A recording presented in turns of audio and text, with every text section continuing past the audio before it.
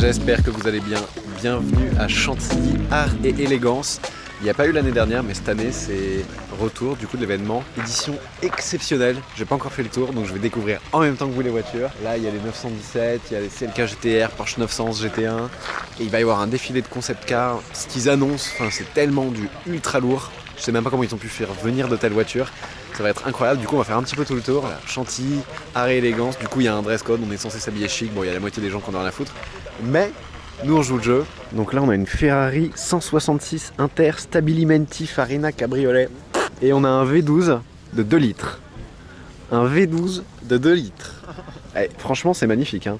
On voit les collecteurs d'échappement qui descendent sous la voiture, c'est hyper beau. Quelle classe. Magnifique. Ah, volant à droite. Ah, la couleur est dingue. 342 America Vignale Cabriolet. V12 4 litres 100. V12. Toutes les anciennes Ferrari elles marchaient au V12. Frein tambour à l'arrière. Mais quelle classe. Ah, cette couleur. Puis à côté, classique. Mercedes 300 SL Gullwing. Donc première voiture à avoir les portes papillons. Oh, la plaque qui va bien. 300 SL. 1954. 600 lignes 3 litres. Ça c'est la première. Il y a pas mal d'historiens voitures qui considèrent que c'est la première supercar de l'histoire. Par rapport à son prix, par rapport à ses performances, par rapport à son look. Ici on a une AC Bristol. Donc c'était avant que ce soit une Cobra. C'était pas un gros V8, c'était un 6 en ligne. Et elle est vraiment d'époque. Tu vois, la peinture, toute la carrosserie, tu sens qu'elle a vécu. Et ce qui est pour moi la première vraie GT de l'histoire, la Ferrari 365 Daytona. 365 GTB4 Daytona. Elle existe en Spider. Ça, ce serait le rêve absolu pour un rallye sur la côte et tout. Mais franchement, incroyable. Ferrari classiquée. Si vous suivez mes vidéos, vous savez maintenant ce que ça veut dire. Chantilly ne serait pas Chantilly sans une Miura. Lamborghini Miura. Pour moi, la plus belle voiture du monde, toutes confondues. Ces lignes dessinées par Bertone, ou Bertone en italien, dans un coloris un petit peu atypique. Souvent, on les voit jaunes ou orange. Là, elle est en noir. C'est une Miura S. Avec du coup, les Miura étaient bicolores. Il y avait la carrosserie qui était d'une certaine couleur et puis le bas de caisse qui était comme ça, peint d'une autre couleur, ici en gris métal. Elle est juste dingue la Miura. C'est vraiment ces lignes, c'est la perfection automobile. Bugatti EB110 GT, c'est un modèle qui avait été fait avant la Bugatti Veyron, mais avant que Bugatti soit racheté par le groupe Volkswagen, je crois. On a un V12 3 litres 5 là-dedans. Ça ressemble un peu à la Countach en termes de style. C'est porte en élytre, voiture très basse, très aérodynamique. Après, niveau style, je trouve ça quand même très mal vieilli, même si c'est impressionnant. Quand je vous disais qu'il y avait du lourd cette année à Chantilly, là je me dirige vers un stand. Ils ont réussi à faire venir Pagani. Pagani, le constructeur italien, incroyable. Et vous allez voir les voitures qu'il y a sur le stand, c'est juste fou.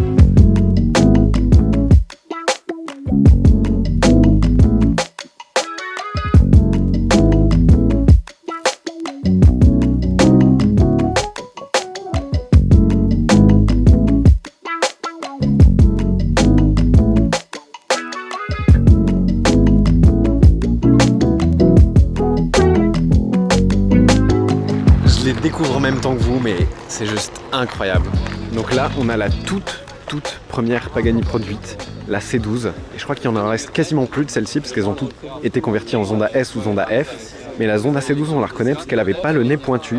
Ici c'est tout droit et c'est ça qu'on la reconnaît. Donc la toute première Pagani, la Zonda C12, évidemment V12. On va essayer de faire dans l'ordre chronologique. Enfin il y en a une autre justement qui est ici parce que maintenant Pagani a développé un programme de restauration de leur voiture pour qu'elle soit remise à l'original. Donc là, une Zonda 20e anniversaire. C'est aussi une C12. Donc comme je vous disais, on la reconnaît parce que l'avant, il n'y a pas le bec, enfin le nez, tu vois, c'est tout droit. Et ensuite, les modèles qu'il y a autour, mais c'est une dinguerie. Là, on a une Zonda R. Pagani Zonda R. C'était la première voiture à descendre sous les 7 minutes sur le circuit du Nürburgring. Incroyable, tout en carbone, ici du carbone bleu et là du carbone normal. Elle est magnifique. Je me demande si c'est même pas une Revolution. C'est la version encore plus acérée de la Zonda R qui est déjà une version course de la Zonda, incroyable. Et la Zonda Revolution n'est même pas homologuée sur certains circuits tellement elle fait de bruit. Je vous invite à aller voir son bruit sur YouTube, c'est juste le plus beau bruit du monde. Juste à côté, la Zonda Cinque Roadster. ma Zonda préférée, peut-être ma Pagani préférée. Il n'y a eu que 5 cabriolets et 5 coupés, je crois, jamais produits. Elles sont pas toutes dans ces configs, mais je crois que c'est une des configs les plus jolies avec le blanc, le carbone et la ligne rouge. C'est vraiment absolument sublime. Mais donc t'imagines, t'enlèves le toit, t'as le V12 atmosphérique en 680 chevaux, V12 7 litres 2. Donc tous les moteurs de Pagani, il faut savoir qu'ils viennent de chez Mercedes ou de chez AMG plus précisément. Les V12 atmosphériques et les V12 biturbo maintenant pour la Huayra. Donc la Huayra qui est juste là. Ici c'est une Roadster. Et donc en fait Horacio Pagani, contrairement à Christian von Koenigsegg, lui sa philosophie c'est pas de créer ses boîtes de vitesse, créer ses moteurs, créer ses freins. Lui il prend le meilleur de chez Brembo, il prend le meilleur de chez AMG et il en fait une Pagani. Donc ici la Huayra Roadster, enfin, c'est magnifique. Même les rétroviseurs c'est une œuvre d'art, tu vois, avec le petit drapeau italien. Et les courbes à l'arrière, enfin, c'est juste absolument dingue. Les courbes qu'on a ici, les jantes, enfin... Et voilà.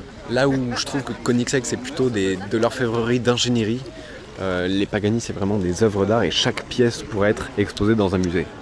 Et on finit le tour du stand avec la Zonda HP Barchetta, que je n'ai jamais vue en vrai. Alors HP, c'est pour Horacio Pagani, parce que c'est sa voiture. Je crois qu'il y en aura 3.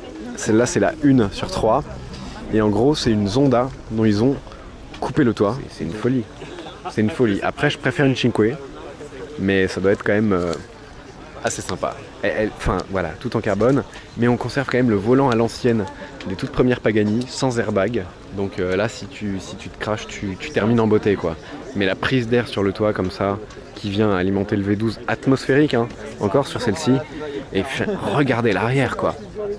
Les sorties d'échappement violettes, le diffuseur, l'aileron, enfin c'est vraiment des œuvres d'art incroyables les Pagani. Là on a un stand très sympa, le stand Bugatti, donc avec la première Bugatti de la Volkswagen moderne, l'Aveyron. 16.4 c'est pour 16 cylindres, 4 turbos, c'est pas 16 litres 4. Et sa successeur, la Chiron, blanche, carbone bleu. Oh là là là là. Incroyable, dommage qu'elle soit pleine de poussière la voiture. Elle est sublime avec l'Aveyron. L'Aveyron, du coup, depuis que la Chiron est sortie, elle a quand même pris un petit coup de vieux. Hein. Ça fait vraiment voiture des années 2000, en même temps c'est le cas. Et du coup ici une autre Chiron. Celle-ci est toute en carbone. La carrosserie en carbone c'est une option à 400 000 euros chez Bugatti. C'est l'édition 110 ans Bugatti, donc l'arrière est peint et l'avant est en carbone satiné. Magnifique, et quand l'aileron est levé, il y a le drapeau bleu, blanc, rouge en dessous. Et juste derrière c'est une Chiron Sport. C'est une édition particulière de la Chiron, qui n'est ni plus puissante, ni plus légère, voilà. Et puis à l'arrière, il y a 4 sorties d'échappement au lieu de 2 énormes sorties. Elle est magnifique. Donc ça, c'est une Chiron Sport, la 110 ans. C'est tellement bestial. Je la trouve tellement belle, la Chiron. L'Aveyron, j'aimais beaucoup, mais la Chiron, j'adore encore plus.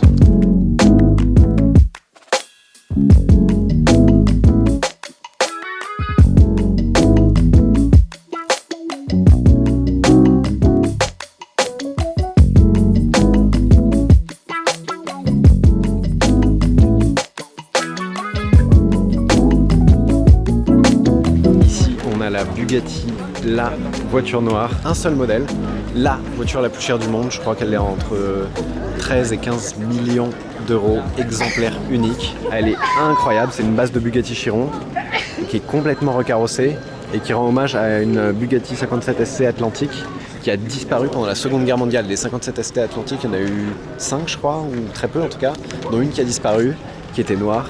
D'où le nom de cette voiture, la voiture noire. Le nom est un petit peu ridicule, hein. Ça fait très français pour faire le luxe à l'étranger. La prochaine, ce sera la Tour Eiffel. Ah, elle est incroyable. L'arrière, elle est hyper belle. Déjà, les 6 pots d'échappement, l'inscription Bugatti, la ligne de frein, de phare de frein, elle est incroyable. Enfin, les courbes, elle a des courbes parfaites. Et donc le style à l'avant, ils ont refait des phares, un petit peu des ouvertures dans le capot. On a quand même la grille en fer à cheval typique de Bugatti, mais on retrouve quand même la ligne centrale de la 57 ST Atlantique, un petit peu les galbes aussi à l'arrière. Elle est incroyable, elle est magnifique. Alors celle-ci, c'est pas la vraie, c'est un prototype qui vont faire rouler, c'est une maquette. Les amis, là on a la McLaren Speedtail. Première fois, je crois qu'on la voit rouler au monde. C'est la nouvelle Hyper GT à siège conducteur central de McLaren. Plus de 400 km/h en pointe. Incroyable. dirait un vaisseau spatial. Et si vous remarquez bien, elle n'a pas de rétroviseur, elle a juste des petites caméras qui sortent sur les côtés. BMW M Next, qui préfigure toutes les futures M. J'ai l'impression qu'il y a une monocoque en carbone forgé, et l'intérieur hyper futuriste. Et la Speedtail, incroyable. Position de conduite centrale. Le design de la Speedtail a vraiment été fait comme une goutte d'eau. Regardez les cache-roues ici pour l'aérodynamisme à très haute vitesse. Et pas de rétroviseur sur la Speedtail, juste des petites caméras qui sortent comme ça des panneaux de carrosserie, c'est incroyable. Et l'arrière est très très long. Regardez comment il descend depuis le pare-brise en ligne droite jusqu'au bout. C'est incroyable. On va l'entendre démarrer, le démarrage de la Speedtail.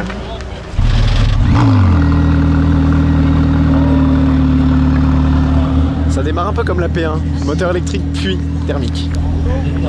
Oh là là. Ce concept BMW Vision M Next qui va entrer sur la piste avec les LED allumés, BMW laser.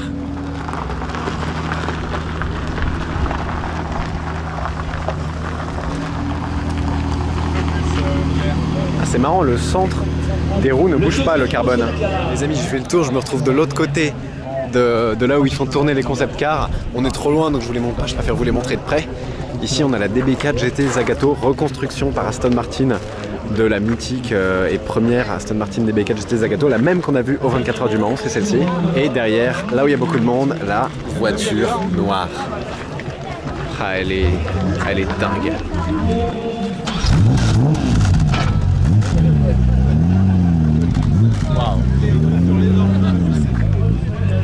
Est-ce qu'elle avance en électrique ou est-ce qu'elle a un moteur? C'est en électrique.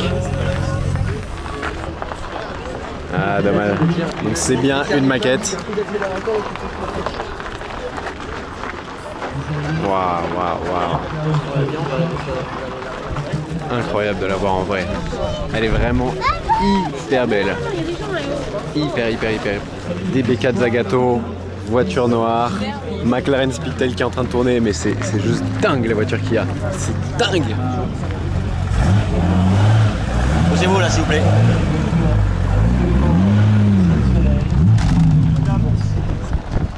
C'est une marque qui a fait la fierté de France. C'est une marque que vous retrouvez notamment en Alsace, à Molsheim. Je veux bien sûr parler de Bugatti et pour...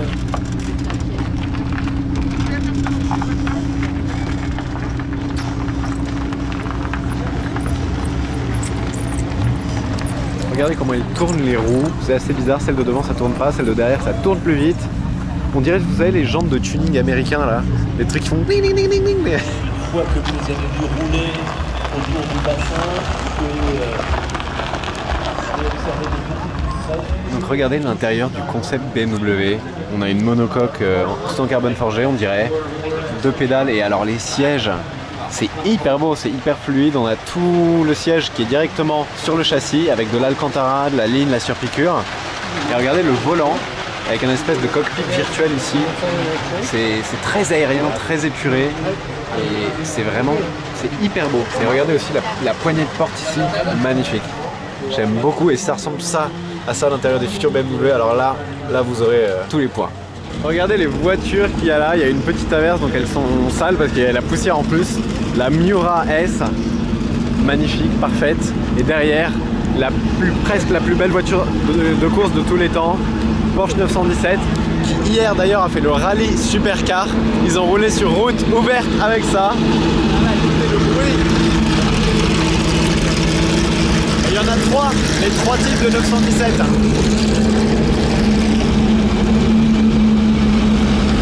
Oh là là, on voit le moteur tourner. Regardez, on n'a pas souvent l'occasion de voir ça, le moteur de la Lamborghini Miura. C'est un V12, mais transversal. Il n'est pas longitudinal comme sur maintenant les Aventador, tout ça, il est transversal, donc perpendiculaire au sens de la voiture. C'est impressionnant, tu vois les roues, les suspensions. À l'époque, tu avais accès au moteur, maintenant il y a des caches, tu vois plus rien.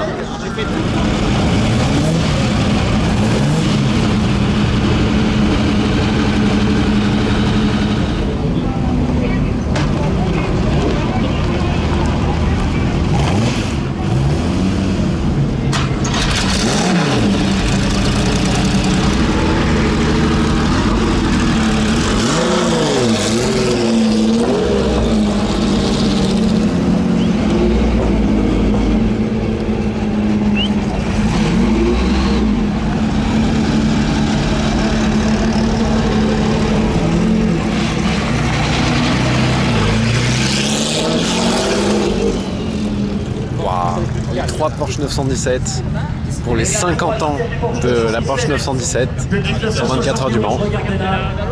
Incroyable. Bon, ils ont fini les concours d'élégance. Ici, il y a les voitures d'endurance, donc il y a la Corvette, bon après les 917, Saline S7, là on a une 911 993, Mercedes CLK GTR, fait 12 de cylindres là-dedans, Porsche 911 GT1. Et ça c'est exceptionnel parce que l'année prochaine, 2020, saison 2020, au 24 heures du Mans, ça a été confirmé qu'il y aura la nouvelle catégorie. Je ne sais pas comment ils vont l'appeler, si c'est GT1 ou Hypercar, mais avec le retour de cette catégorie de voitures. Du coup on ne sait pas trop encore qui, mais il y aura Aston Martin, Toyota, très probablement Ferrari. Ça va être extraordinaire.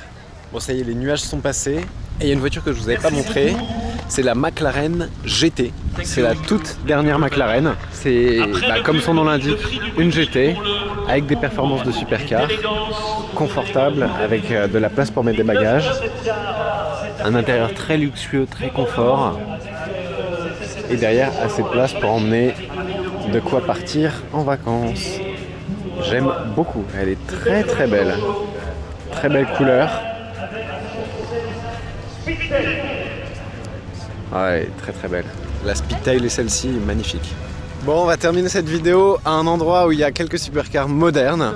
On a une McLaren 720S. Franchement, j'ai hâte d'en tester une parce qu'il paraît que c'est un avion de chasse. McLaren Mercedes SLR, une de mes voitures préférées de quand j'étais petit et toujours. Je trouve qu'elle n'a pas pris une seule ride, la SLR. Ses jantes, ses lignes, ses ouïes de requin sur le côté qui rappellent la 300 SL, la Gullwing qu'on a vue tout à l'heure. Elle est juste trop belle. À côté, on a une Lexus LFA, une des voitures qui fait un des plus beaux bruits au monde. C'est un V10 d'origine Yamaha atmosphérique et ça fait un bruit de Formule 1. Et à côté, une autre voiture qui fait un des plus beaux bruits au monde, la Porsche Carrera GT. Porsche Carrera GT, c'est très haut dans la liste aussi. J'avais fait un tour grâce à Nicolas Melin de 2WDM Automobile. Quelle voiture V10 atmosphérique qui à la base devait être une voiture de course. LFA, Lexus LFA. J'espère que cette édition de Chantilly vous a plu. J'ai trouvé le niveau exceptionnellement élevé cette année. Les Pagani, les Bugatti, les concepts qu'ils ont fait venir, la Speedtail, bon, alors qu'il n'est pas vraiment un concept puisqu'elle est commercialisée. La voiture noire, incroyable, incroyable. Le concept BMW aussi très sympa qui figure les futurs M. Voilà, j'espère que cette vidéo vous a plu. Si c'est le cas, n'hésitez pas à mettre un pouce vers le haut, à vous abonner si ça n'est pas déjà fait. N'oubliez pas la petite cloche très importante pour les notifs. Dites-moi dans les commentaires ce que vous en avez pensé. Et je vous dis à très bientôt pour une prochaine vidéo. Ciao!